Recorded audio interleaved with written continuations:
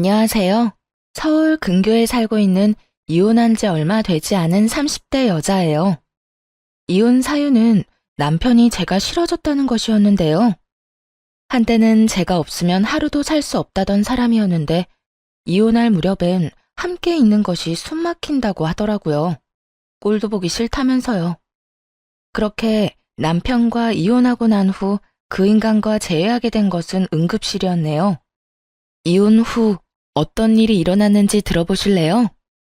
대학병원에서 간호사로 일하면서 같은 병원 의사였던 남편을 만나 결혼했거든요.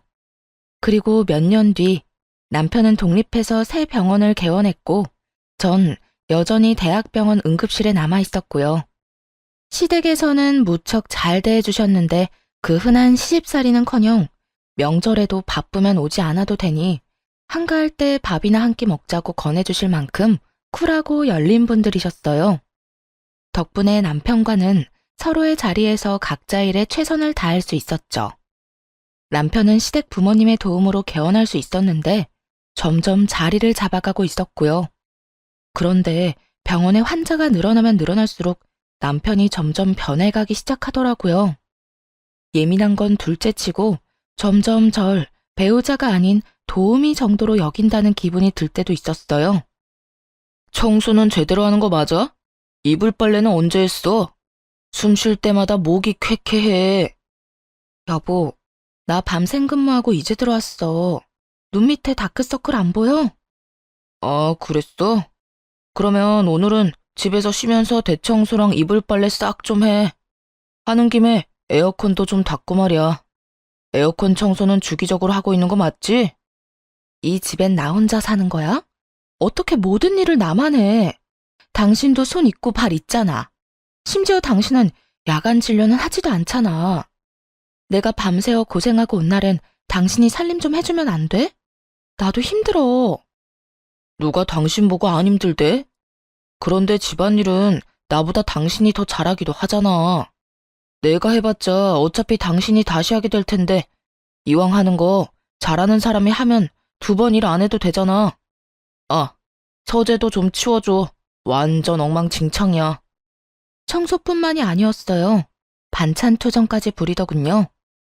어떤 날은 반찬이 마음에 들지 않는다며 있는 대로 짜증을 내고 나가버리기도 했죠. 가장 대접도 못 받는 기분이라나 뭐라나요. 그래도 이런 남편을 보며 이해해보려고 노력했어요. 얼마나 피곤하고 힘들면 저렇게 예민해질까 하며 측은했거든요. 하지만 이런 인내심도 친정을 무시하는 태도 앞에서 결국 폭발했죠. 그날은 친정엄마의 환갑이었어요. 바쁜 남편 스케줄에 맞춰 일부러 식당을 점심시간에 예약하고 혹시나 하는 마음에 아침을 먹는 자리에서도 약속 시간과 장소를 여러 번 언급했거든요. 그런데 약속 시간이 지나도 남편은 오지 않더라고요. 연락 한 통 없이 말이에요. 결국 남편에게 전화를 걸었고 남편은 아주 태연한 목소리로 이렇게 말하더군요. 깜빡했어. 뭐? 어떻게 다른 것도 아니고 엄마 생신을 잊을 수가 있어. 내가 며칠 전부터 그리고 오늘 아침에도 이야기했잖아. 귀에 딱지 앉을 것 같으니 그만 이야기하라고 했던 게 당신이야. 그런데 뭐? 깜빡했어? 바쁘다 보면 그럴 수도 있지. 돈 좀 보낼 테니까 장모님 드려. 뭐? 안 오겠다는 말이야? 지금이라도 와서 얼굴 비추고 가. 지금 점심시간이잖아. 점심시간이라고 마냥 노는 줄 아냐? 지금도 할 일이 태산이거든. 아휴, 뭘 알아야 대화가 통하지. 하여튼 난 못 가니까 당신네 식구끼리 좋은 시간 보내. 그 순간 이성의 끈이 뚝 하고 끊기는 느낌이었어요. 바로 남편의 병원으로 찾아갔고 거기서 본 풍경에 어이가 없었네요. 바쁘다던 남편놈은 간호사들과 모여 앉아 시시덕거리며 커피를 마시고 있더군요. 생각 같아서는 그 자리에서 남편에게 따져묻고 싶었지만 차마 입이 떨어지지 않더라고요. 남편의 체면도 있었지만 제 얼굴에 침 뱉는 짓이란 걸 알고 있었으니까요. 가까스로 화를 참고 남편과 함께 진료실에 들어갔어요. 아니, 여기는 왜 쫓아온 거야? 몰라서 물어? 바쁘다며. 당신한텐 커피 마시는 일이 바쁜 일이니? 다른 날도 아니고 환갑이야, 환갑. 그런 날에 간단하게 점심 한 끼 먹는 것도 그렇게 힘이 들어? 아, 깜빡했다고 했잖아. 이미 늦었는데 가봤자 눈치밖에 더 보여? 괜히 내가 가서 분위기 망칠 바엔 안 가는 게 서로 좋잖아. 지금 그걸 말이라고 해? 당신 일정 맞춘다고 이 근처로 예약했고 시간도 일부러 점심시간으로 잡은 거야. 그런데 당신이 빠지는 게 말이 돼? 그까지 환갑이 뭐라고 이 유난을 떨어? 그냥 생일이잖아. 1년에 한 번씩 있는 생일. 그까지 생일 때문에 병원까지 찾아와서 피곤한 사람 붙잡고 큰 소리 내야겠어? 남편은 미안하단 말 한마디 없이 당당한 태도였고, 그런 남편의 손에 들린 커피를 빼앗아 그 당당한 얼굴에 뿌려버렸어요. 야, 너 이게 뭐 하는 짓이야? 정신 차리라고. 내가 요즘 당신 힘들다고 다 이해해주니까 나나 우리 집이 우습게 보이나 본데 정신 차려. 그날 밤 남편은 집으로 들어오지 않았어요. 남편의 첫 외박이 있던 날이었네요. 도대체 언제부터 사이가 이 지경이 되었는지 가늠도 되지 않더라고요. 복잡한 생각에 잠겨 째깍째깍 흘러가는 시간을 보며 애를 태우던 그때 시모에게서 전화가 왔어요.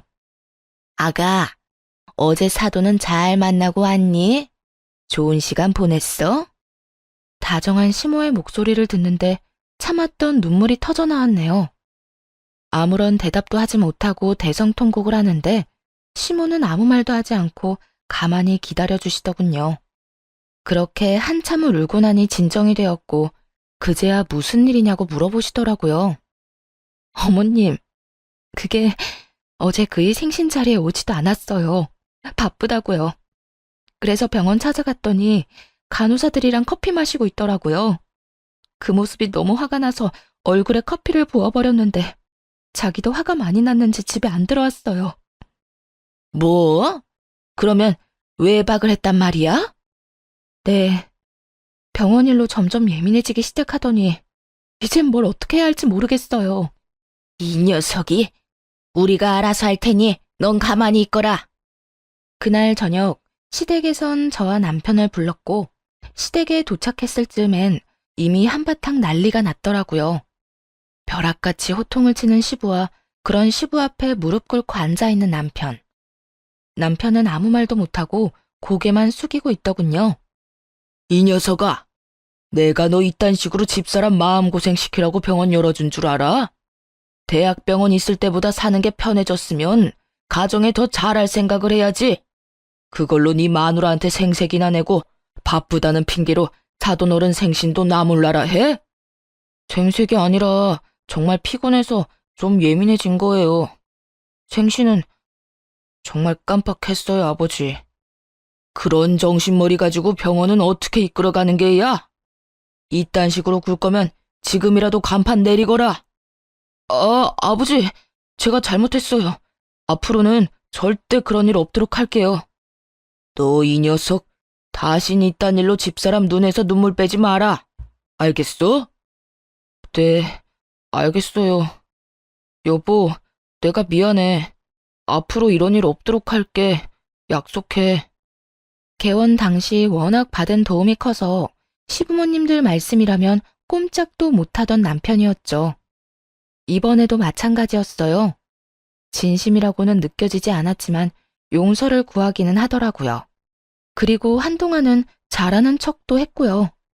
하지만 그럴수록 남편의 마음은 이미 떠난 것이 느껴졌어요.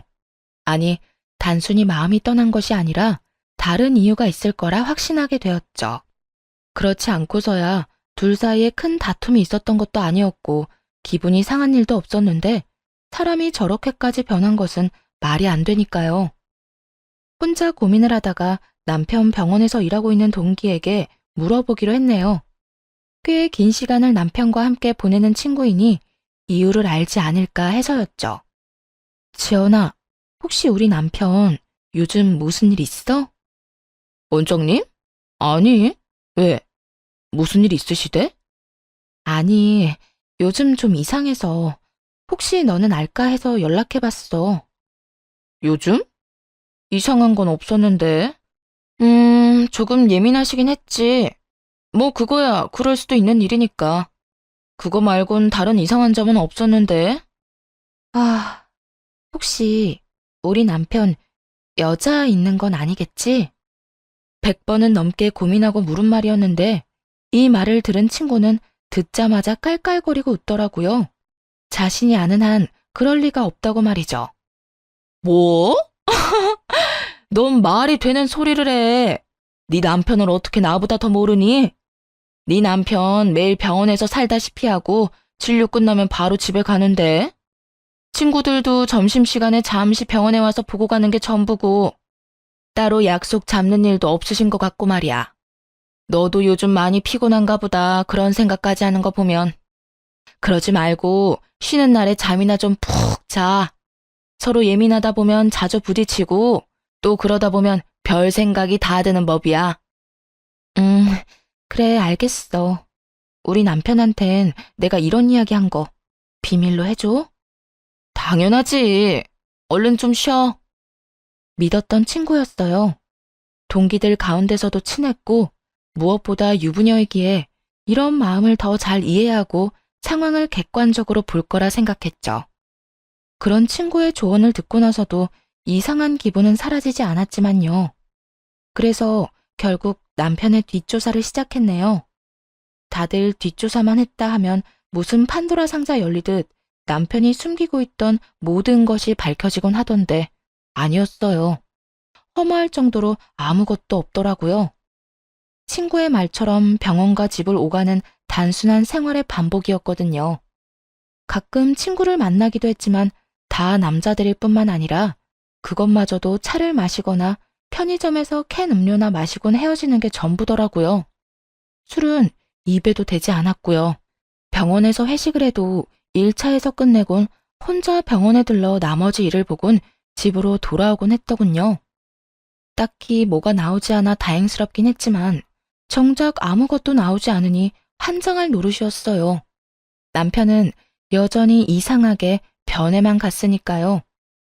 그렇게 감정이 요동을 지던 어느 날, 남편 입에서 결국 이혼이란 말이 나오고야 말더군요. 그날은 웬일로 남편이 함께 외출을 하자고 하더군요. 밖에서 맛있는 것도 먹고 산책도 좀 하자고요. 그간 좀 소원하긴 했어도 다시 잘 지내볼 생각은 있구나 하는 마음에 한껏 꾸며입고 외출길에 나섰죠. 들떠서 밝은 목소리인 저와는 달리 남편은 건성건성 대답만 하더라고요. 여보, 여기 진짜 오랜만이다. 여기 기억나? 여기서 우리 첫 데이트 했었잖아. 기억해. 그때 우리 둘 다 밤새고 씻지도 못하고 와서는 어떻게든 데이트 좀 해보겠다고 샷 왕창 추가해서 먹고 버텼는데 부부가 돼서 오니 감회가 새롭다. 그렇지? 그렇긴 하네. 기계를 가져와도 이것보단 다채로운 대화가 될 것이라는 생각이 들면서 화가 치밀어 오르더라고요. 이따위로 굴 거면 다른 곳도 아닌 우리의 추억이 있는 곳으로 오지나 말지. 이게 무슨 사람 하나 바보 만드는 짓인가 했죠. 기분이 상해 바로 자리에서 일어나 집으로 돌아와 버렸고 남편 역시 저를 뒤쫓아 집으로 돌아왔고요. 당신 진짜 나한테 왜 그래? 내가 뭘? 내가 뭘? 할 말 있으면 똑바로 말해. 하루 종일 사람 데리고 다니면서 정신은 다른 곳에 있었잖아. 꼭 똥마려운 강아지처럼. 내 눈치는 이리저리 살피면서 그러면서도 또 멍하니 딴 생각만 하고. 난 오늘 당신이 앞으로 잘 살아보자는 마음으로 산책하자고 한 줄 알았어. 오늘 간 곳이 죄다 우리한테 좋은 추억만 가득했던 곳이니까. 그런데 당신은 시큰둥해선 대답만 겨우 하고 나만 들떠있고 그게 뭐야 도대체? 그럴 거면 왜 굳이 나가자고 한 거야? 입으로 뱉고 나니 정말 하루 종일 무얼했나 싶더라고요. 화가 많이 나 씩씩거리는 저를 남편은 한참 바라보더니 이내 하루 종일 품고 있던 말을 꺼내기 시작하더라고요. 내가 많이 고민해봤는데 우리 이혼하자. 나 더는 이렇게 못 살겠어. 목소리에 미안함이라곤 찾아볼 수가 없더라고요. 마치 제가 유책 배우자라도 된다는 듯 말이에요. 이혼? 지금 이혼이라고 한 것 같은데 내가 제대로 들은 거 맞아? 이혼하자고. 나 이제 당신이랑 사는 거 너무 힘들어. 그러니까 오늘 하루 종일 한 짓이 사실은 데이트가 아니라 당신 마음 정리할 시간이 필요했던 거네? 말하자면 마지막 점검 같은 거였어. 맞아? 꼭 그런 건 아닌데 당신하고 돌아다니면서 마음이 더 확고해지긴 했어. 내가 뭘 어떻게 했다고 그렇게 힘들어? 내가 당신을 힘들게 해? 그냥 당신이랑 같이 사는 것 자체가 힘들어. 당신이 뭘 잘못한 게 아니라 그냥 내가 이제 당신을 안 사랑해. 마음이 다 찢어지게 상처가 되는 말을 참 무덤덤하게도 하더군요. 마치 책을 읽듯 아무런 감정도 없이요. 그래도 함께한 세월이 얼만데 남은 정도 없다는 듯 말이에요. 이젠 사랑하지 않으니 이혼하자는 말을 듣는데 스스로가 너무나도 초라하고 또 비참하더라고요. 그리고 문득 나는 이 사람을 사랑하나? 하는 생각을 해봤어요. 그런데 저 역시 이 사람을 사랑하고 있진 않더라고요. 그냥 내가 한 선택이니 그냥 저냥 되는 대로 맞춰가며 어떻게든 살고 있었던 거죠. 우리 부모님 생각해서 그냥 참고 살아보려고도 했는데 이렇게 아무 감정 없이 살아서 뭐하나 하는 생각이 들더라. 이혼만 해주면 재산도 섭섭하지 않게 줄게. 그러니까 조용히 이혼만 해줘. 나 당신이랑 소송 같은 거 할 힘도 없고 마지막을 그렇게 지저분하게 끝내고 싶지도 않아. 알겠어. 그래, 하자. 이혼. 구질구질하게 눈물이라도 흘리며 매달릴 거라 예상했었는지 남편은 그제야 놀란 눈을 하고는 똑바로 쳐다보더라고요. 왜? 내가 울면서 매달리기라도 할 줄 알았어? 아니, 그건 아닌데 좀 더 이유를 물을 거라고는 생각했어. 나 싫다는데 물어서 뭐해. 들어봤자 상처만 깊어질 텐데 뭐. 당신 말 듣고 생각해보니까 나도 당신 사랑하는 건 아니더라. 그냥 저냥 어떻게 해서든 잘 살아보려고 맞춰가고 있었던 거지. 당신 말대로 그렇게 살아서 뭐 하겠어. 지금이 조선시대도 아니고 아니다 싶으면 애 없을 때 헤어져야지. 그렇긴 하지. 당신 괜찮아? 아니, 안 괜찮아.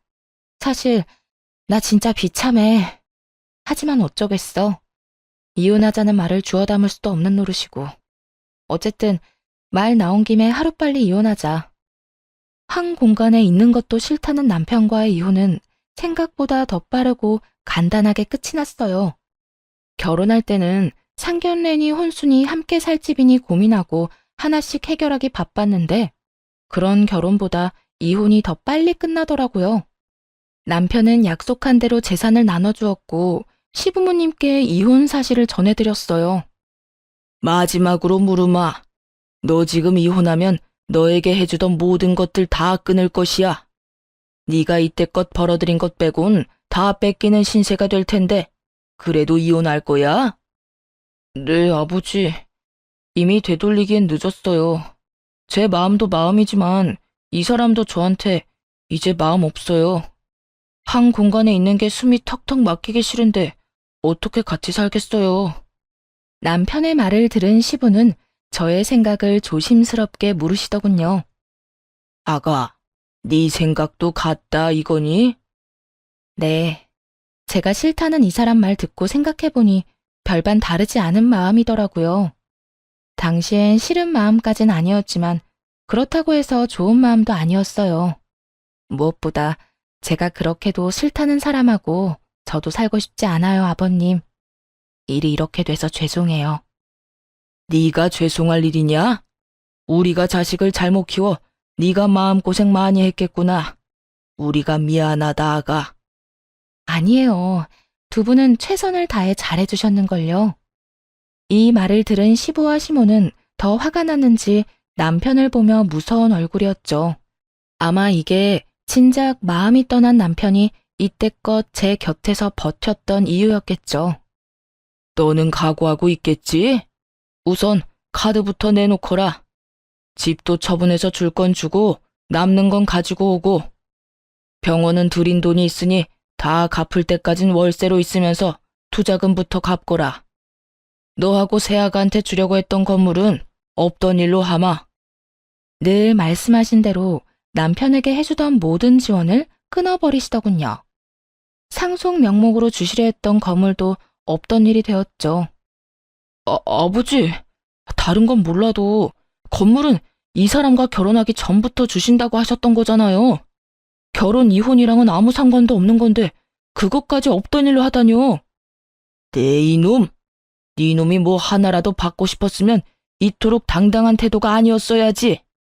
네 놈이 오늘 여기 와서 적어도 미안한 기색이라도 내비쳤다면 내 당장은 아니더라도 훗날 언젠가 건물은 주려고 했다.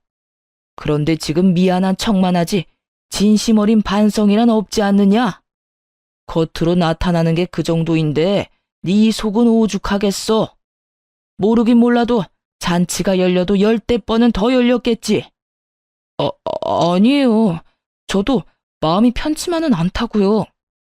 편하진 않아도 미안하지도 않다는 뜻으로 들리는구나. 아니요. 저도 죄송하고 미안해요. 진심이에요. 에휴, 더는 듣고 싶지도 않다. 내가 병원을 남겨둔다고 해서 괜한 기대는 하지 말거라. 말한 대로 투자금이 적지 않기에 그 돈은 회수하려고 남겨두는 것이니. 그러니 허튼 짓 하지 말고 빚이나 잘 갚아. 시부는 투자금 회수 목적으로 월세를 내는 대신 병원은 유지할 수 있도록 해주시더라고요. 이미 마음 떠난 사람과 이혼하면서 재산이라도 넉넉히 받아왔으니 그만하면 괜찮은 이혼이다 싶었죠. 거기에다 남편이 가진 것까지 다 신기루가 되어 사라졌으니 복수도 이만하면 되었다고 생각하기도 했습니다. 비록 제대로 된 이유는 끝까지 알 수 없었지만 말이에요. 단순히 이제 사랑하지 않는다는 이유로 이혼하겠다는 말을 그대로 믿은 것은 아니었기에 더 조사를 해봤지만 아무리 찾아봐도 이렇다 할 만한 것은 나오지 않았거든요. 하지만 하늘은 저와는 생각이 달랐나 봅니다. 운명의 장난인지 전 남편과 이혼하고 2달쯤 뒤 이혼의 진짜 이유를 알게 되었으니까요. 그리고 제대로 된 복수도 하게 되었고요. 그날도 응급실에서 근무를 하고 있었어요. 크고 작은 사고가 많은 응급실이라 늘 긴장된 상태로 대기하는 편인데 그날따라 유난히 심하게 두근거리더라고요. 오늘따라 왜 이렇게 안절부절 못해? 집에 무슨 일 있어? 이혼한 돌싱녀가 집에 일이 있을 게 뭐가 있어. 그냥 계속 뭐가 이상해. 느낌이 싸해. 그렇게 주변에서도 제 불안을 느낄 정도의 싸한 예감이 이어지던 그때 큰 교통사고로 인해 긴급한 상황의 환자가 연이어 들어오더군요. 급하게 환자를 향해 달려갔고 환자의 얼굴을 확인하고는 그 자리에서 아무것도 못한 채 멍하니 서 있을 수밖에 없었습니다. 그 환자는 바로 남편과 제 동기 친구였거든요. 전 남편의 호의로 한 차에 타고 있었다기엔 새벽 3시에 가까운 시간. 누가 봐도 불륜임을 알 수 있는 상황이었어요. 심지어 임신 상태더군요. 아빠가 누구인지 쉽게 확인할 수도 없는 아이를 말이죠. 멍해서 억장이 무너지는 기분조차 들지 않더라고요. 아니, 오히려 그제야 왜 이혼까지 하게 되었는지 이해가 되며 속이 뻥 뚫리는 기분마저 들었어요. 배신감이요? 그딴 감정도 들지 않았어요. 그저 2사람이 저를 속이고 어떻게 외도를 저질러 왔는지 그 과정이 머릿속에 쉽게 그려지더라고요. 흥신소에서도 2사람의 외도 증거를 잡지 못한 이유는 병원에 있었죠. 병원에는 뒷문이 있었는데 간호사들도 알지 못하는 전 남편의 진료실 뒤편에 있는 작은 문이었어요. 상간녀는 그곳으로 몰래 오가며 남편과 불륜을 저질렀던 거죠. 우선 상간녀의 남편과 전 시부모님들을 병원으로 불렀어요. 상간녀의 남편 역시 알고 지내던 의사였던지라 연락처가 다 있기도 했고 2사람의 외도에 대해 다른 증거 없이도 설명할 수 있는 장소이자 상황이라 판단했기 때문이었어요. 더불어 상황이 상황인지라 전 남편에겐 보호자가 필요한 순간이기도 했고요. 제일 처음 병원에 도착한 것은 전 시부모님들이었어요. 어찌나 놀라셨는지 신발도 제대로 신지 못하고 오셨더군요. 아가야, 이게 무슨 일이니? 우리 아들이 사고라니? 얼마나 큰 사고길래? 그게 상황이 좋지 않아요. 일단 제가 사인해서 수술은 들어갔는데 어떻게 될지. 저도 장담할 수가 없어요, 어머님. 어쩌니? 이 새벽에 왜 운전을 하고 돌아다닌 게야? 혼자였니? 아니면 누가 옆에 있었니? 그게 혼자는 아니었어요. 전 시모는 저의 곤란한 표정을 보더니 말하지 않아도 안다는 듯 손을 꽉 잡으셨고 전 시부는 두 눈을 질끈 감으시더군요. 저보다도 두 분이 더 상처를 받으신 듯 잡은 두 손이 미세하게 떨리고 있더라고요. 전 괜찮아요. 그런데 그 사람 상태가 생각보다 좋지 않아요. 일단 다른 건 생각하지 마시고 지금은 수술 생각만 하기로 해요. 보호자 대기실 저쪽에 있으니 가셔서 몸부터 좀 녹이세요. 그래, 일단은 애 몸부터 생각합시다.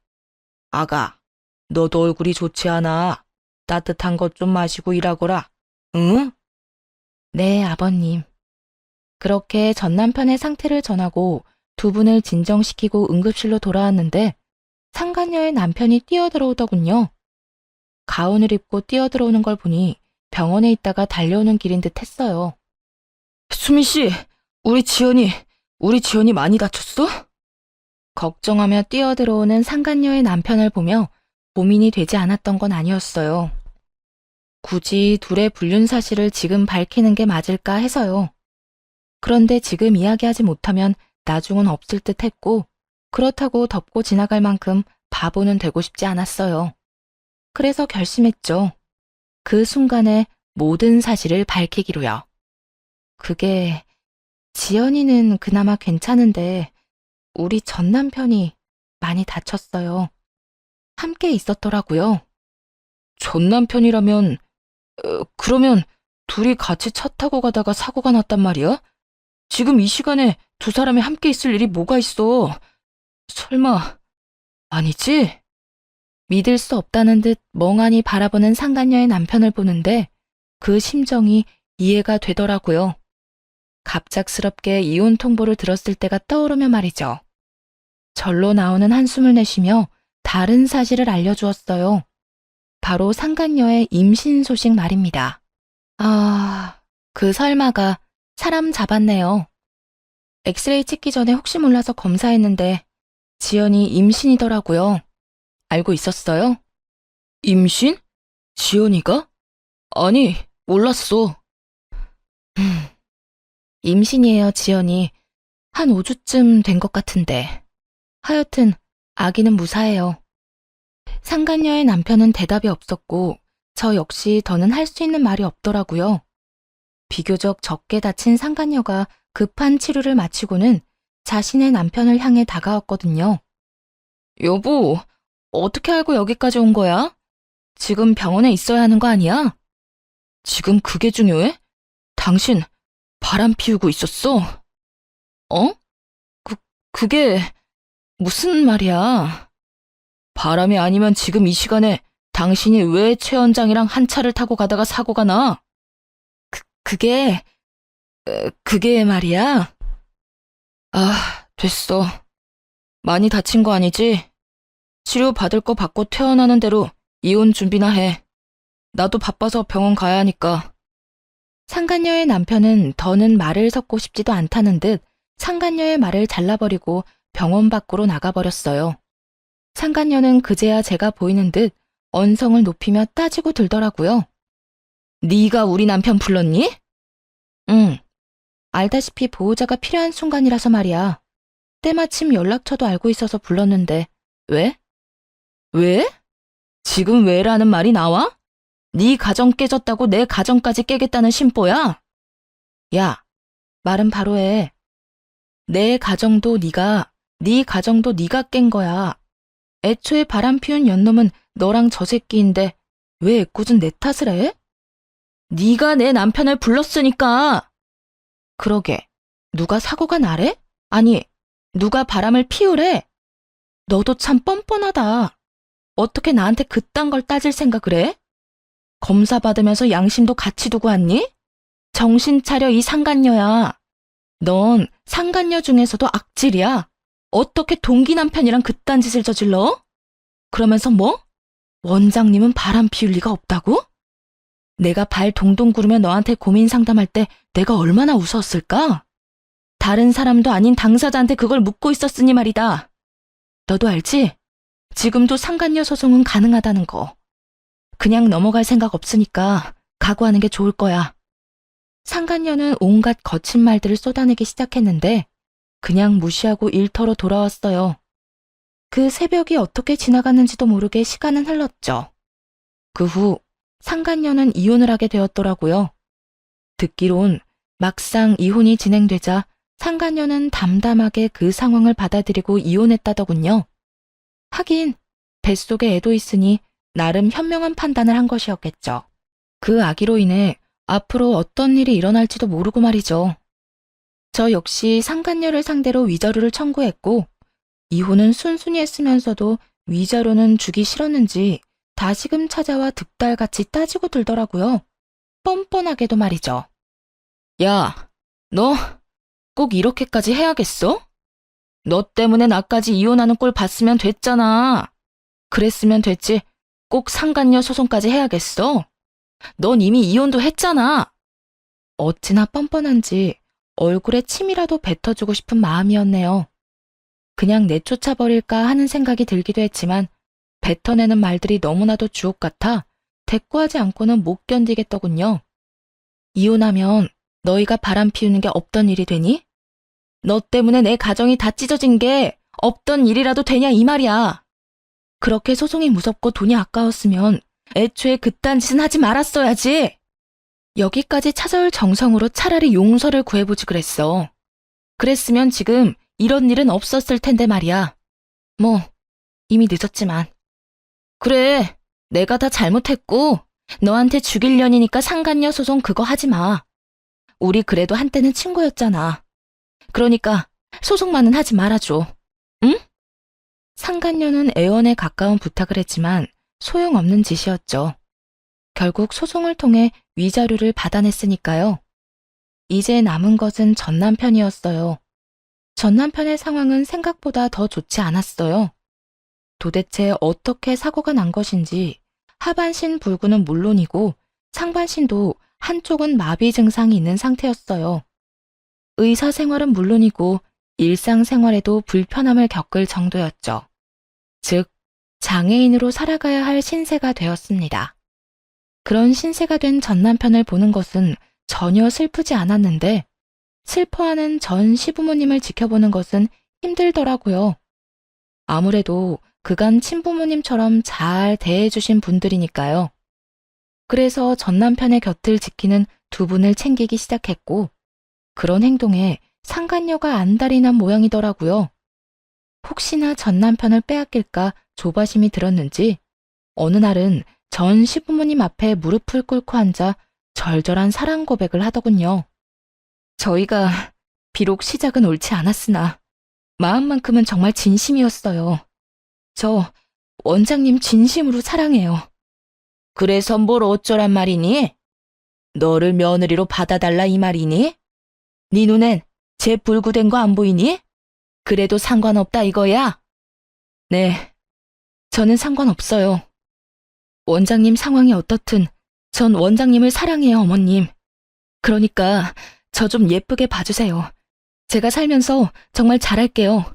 저 받아주신 거 절대 후회할 일 없도록 잘할 자신 있어요. 그래, 그러려무나. 전 시댁에서 허락을 하니 상간녀는 부잣집에 시집갈 생각에 기쁜 내색을 감추지 않더라고요. 하지만 그것도 잠시였어요. 전 시댁에선 병원도 빼앗고 그나마 지원해주던 병원비마저 끊어버렸으니까요. 불구가 된 아들을 버리기는커녕 데리고 살아준다는데도 불구하고 이토록 냉정하게 구신 이유가 다 있었어요. 저와 전 남편이 이혼한 이유가 상간녀 때문이라는 걸 다 아시기도 했고 무엇보다 전 남편 옆을 지키고자 하는 상간녀의 의도가 뻔히 보였기 때문이었죠. 여러 사람 눈에서 피눈물이 나게 하고 자기는 호의호식하며 살겠다는 그 추악한 의도가 말이죠. 위자료로 전 재산을 날리고 빚까지 진 것도 모자라 거지가 된 사람의 병시중까지 들게 될 상황이 되자 상간녀는 뱃속의 아이를 핑계로 돈을 요구하기 시작하더라고요. 아버님, 어머님, 아무리 제가 미우셔도 이건 아니죠. 최소한 먹고 살게는 해주셔야죠. 아니, 치료받을 돈은 주셔야죠. 그렇게 사랑하는 사이라고 하더니 이 이야기 못 들었나 보구나. 우린 우리 며느리랑 이혼한다고 하는 순간부터 모든 경제적인 도움은 주지 않기로 했었다. 그러니 네가 그렇게나 사랑한다던 우리 아들, 네가 알아서 잘 보살피며 살아보거라. 우린 네가 무슨 말을 하든지 간에 눈 하나 깜빡하지 않을 것이니. 그러면 이 아이는요? 알고 계시죠? 저 임신한 거. 그리고 이 아기 전 남편 아기도 아니라는 거요. 그러면 이 아기가 누구 아기겠어요? 이 아기 최 원장님 아기예요. 그러니까 아기 생각해서라도 조금만 도와주세요. 최 원장님 몸도 저렇게 되고 앞으로 원장님 인생의 자식은 이 아기뿐일 텐데 이러다 아기마저 잘못되면 어떻게 해요? 상간녀의 말에 두 분도 흠칫하시더라고요. 그럴 수밖에 없겠죠. 아무래도 아들은 불구가 되어 다신 이세를 보는 건 힘들 것 같은 상황인데 그런 상황에서 뱃속에 아들의 아기가 있다니까요. 멈칫하는 두 분을 보며 상간녀는 묘한 미소를 지어 보였고 그런 상간녀에게 저와 전 남편만 알고 있던 사실을 알려주기로 했습니다. 차마 부모님께도 말씀드리지 못한 사실을요. 야, 헛소리 좀 작작해. 네 뱃속의 아기가 그 사람 아기라고? 웃기고 있네. 내 전 남편 아기 못 가져. 뭐라고? 그게 무슨 말이야? 배웠다는 사람이 이것도 못 알아들어? 네가 그렇게 사랑한다던 최 원장, 무정자증이라 아기 못 가진다고. 그래요. 전 남편은 무정자증이었어요. 결혼 2년 차에 자연 임신이 되지 않아서 병원에서 알게 된 사실이었죠. 부모님이 아시면 너무 속상해하실 것 같아 일단 숨기며 이세에 대한 마음은 그때 접었고요. 그런데 그런 사실을 모른 채 전 남편의 아기라고 우겨대니 참 기가 다 막히더라고요. 모든 사실이 밝혀지자 상간녀는 고함을 질러대며 끝까지 저를 모함하기 시작했어요.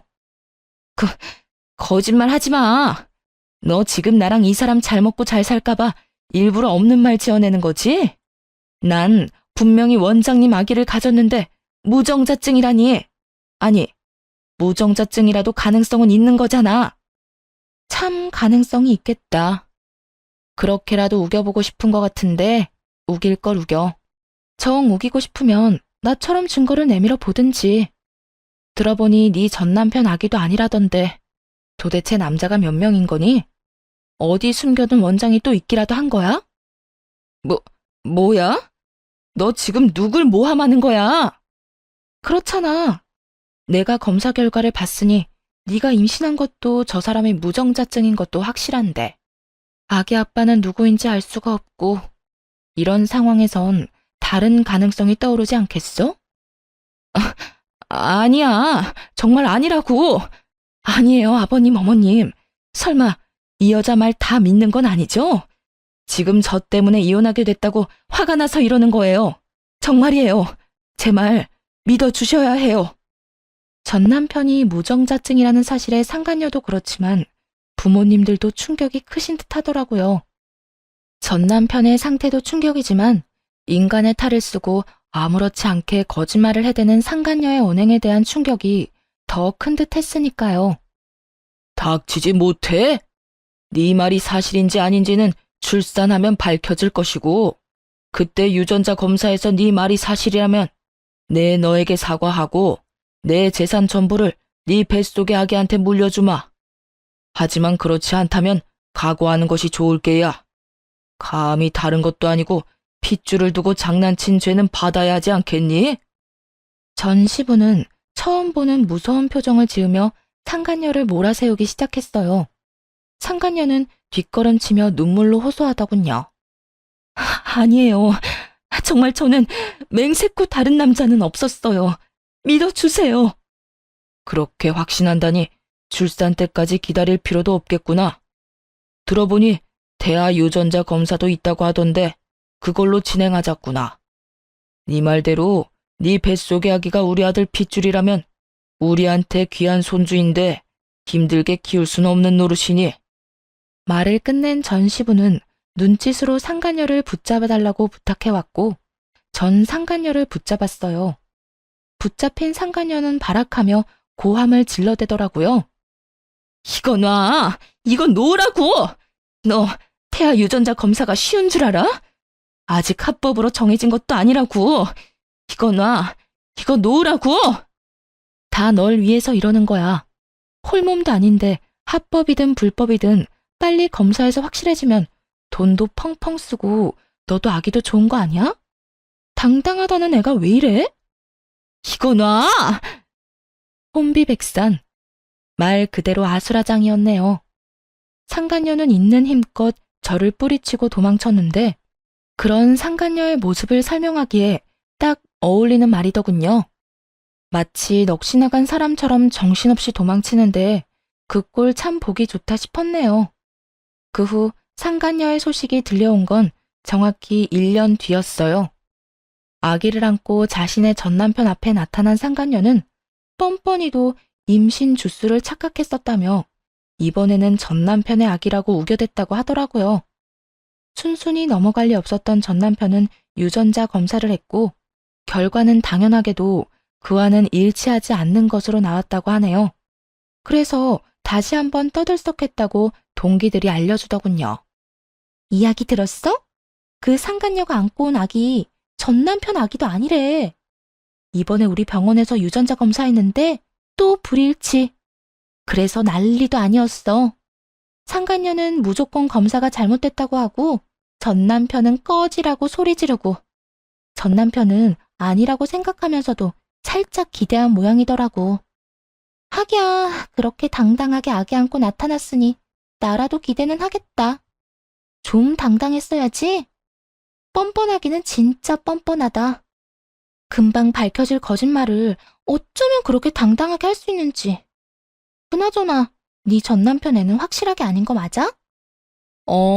확실하게 아닌 거 맞아. 그건 내가 확신할 수 있어. 그래서 걔는 어떻게 됐어? 어떻게 되긴 또 주량랑 쳤지 뭐. 사기죄로 고소한다는 말까지 나오니까 겁났는지 도망가더라. 들어보니까 친정에서도 남 부끄럽다고 나 몰라라 한다던데. 꿀 좋다. 그러게 다른 사람도 아니고 너한테 그딴 짓을 하래? 벌 제대로 받는 거야. 네 전남편도 그렇고 그 상간녀도 그렇고. 그러면서 진짜 아기 아빠는 누구인가에 대해 한동안 입방아에 오르락내리락거리기도 했죠. 한바탕 소동이 끝나고 전남편은 병원에서 퇴원해 요양원으로 가게 되었어요. 아무래도 집에서는 관리가 힘들고 재활도 함께 진행해야 하니 요양원에서 지내며 전문가들의 도움을 받기로 한 것이죠. 휠체어 신세가 된 전남편을 보니 아무래도 마음이 좋진 않았는데 그런 마음조차 확 날아갈 만한 일이 있었네요. 퇴원하는 날 저를 향해 갖은 악다구니를 쏟아냈으니까요. 또 내가 이 꼴이 돼서 속으론 통쾌하지? 아니, 내가 교통사고 난 것도 네가 속으로 빌고 또 빌어서 그렇게 된 거 아니야? 악밖에 남지 않은 전남편의 말을 듣는데 정신이 확 들었어요. 저딴 인간에게 동정심을 남기다니 참 순진하고 멍청했구나 하는 생각도 들더군요. 야, 정신 차려. 네가 알다시피 나 무당 아니고 간호사야. 네가 말아먹은 네 신세 내 탓으로 돌릴 생각 말고 재활이나 잘 받아. 이제 옆에서 도와줄 여자도 없는데 혼자 잘 살아가야 할 거 아니야. 야, 너 진짜 내가 가만 둘 것 같아? 네가 가만 안 두면 어쩔 건데? 네가 인간이라면 나한테 이러면 안 되는 거 몰라? 내 인생 망친 것도 모자라 본인 인생도 그따위로 망쳐놨으면 이제라도 반성이란 걸 하고 좀 똑바로 살아. 내가 뭘 그렇게 잘못했는데? 설사 내가 잘못했다고 쳐도 이런 신세가 될 만큼 잘못한 건 아니잖아. 난 억울해. 억울하다고. 난 너 때문에 하루아침에 가정도 깨지고 인생도 망가졌어. 내 잘못은 하나도 없었는데 내 마음은 산산조각이 났다고. 그런 내 앞에서 네 억울함을 호소하고 싶니? 내 원망이나 하고 싶냐고. 넌 정말 끝까지 나에 대한 배려나 미안함 따위는 전혀 없구나. 너야말로 어떻게 나한테 이렇게까지 해. 이혼할 때도 나지 않았던 눈물이 그제야 나더라고요. 울면서 고함을 질러대자 전 남편도 그제야 정신을 차린 듯 멍하니 바라보더군요. 놀랍기도 했겠죠. 울며 불며 매달릴 거라 생각했던 순간엔 눈물 한 방울 흘리지 않던 여자가 악다구니를 쓰고 달려들어야 할 순간에 눈물을 흘리니 당신은 부모님 보기 부끄럽지도 않아? 어떻게 마지막까지 이런 꼴을 보일 수가 있어? 나한테나 부모님한테나. 다리만 망가진 채로 살아. 마음까지 망가뜨리지 말고. 본인 말고 부모님 생각해서라도 정신 똑바로 차리고 살란 말이야. 전 남편은 그제야 뒤에 서 있는 부모님이 떠올랐는지 고개를 떨구더라고요. 그나마 부모님 생각하는 마음은 남아있어 다행이라고 생각했네요. 그 후 전 남편을 보는 일은 없었어요. 가끔 전 시부모님과는 만나 식사를 하거나 시간을 가지곤 하는데 그때도 전 남편의 이야기는 전혀 하지 않습니다. 그저 서로의 안부와 이런저런 사는 이야기를 나누며 시간을 보내고 돌아오곤 해요. 한 번은 전 시부모님께서 이런 이야기를 하시더라고요. 아가, 넌 재혼 생각은 없니? 네? 재혼이요? 아, 어머님, 무슨 그런 말씀을 하세요. 전 그런 생각 없어요. 그러지 말고 다시 잘 생각해봐. 너희 부모님도 내심 네가 다시 시작하길 원하실 거야. 우리도 그렇고 말이야. 우리 아들 잘못 때문에 그렇게 된 거지 네 잘못은 없었잖니. 세상 남자들이 다 우리 아들 같진 않아. 가정적이고 좋은 남자가 얼마나 많은데. 나이도 아직 젊은데 잘 생각해 보려무나. 너 시집 간다고 하면 혼수는 우리가 해주마. 네가 정말 딸 같아서 하는 말이야. 너무 걱정하시는 것 같아 대답은 잘 생각해 보겠다 했지만 재혼 생각은 전혀 없는 상태예요. 마음에도 정해진 양이 있다고 하는데 이미 전 남편에게 온 마음을 다 쏟은 것 같거든요. 사랑도 미움도 무관심도 말이에요. 언젠가 이 마음들이 다시 채워진다면 그때는 다시 좋은 사람을 만날 수도 있지 않을까요? 요즘 전 병원을 그만두고 휴식을 취하고 있는 중이에요. 너무 많은 일이 있기도 했고 간호사라는 직업에 대한 회의감이 들어서요. 갈림길에 서서 고민을 하는 단계라고나 할까요? 요즘엔 유아교육에 대해 공부를 하고 있긴 한데 이 어두운 터널을 벗어나 무엇을 하며 살아갈지 기대되는 요즘이네요. 이로써 저의 사연은 끝이 났네요. 긴 사연 함께 해주셔서 감사합니다.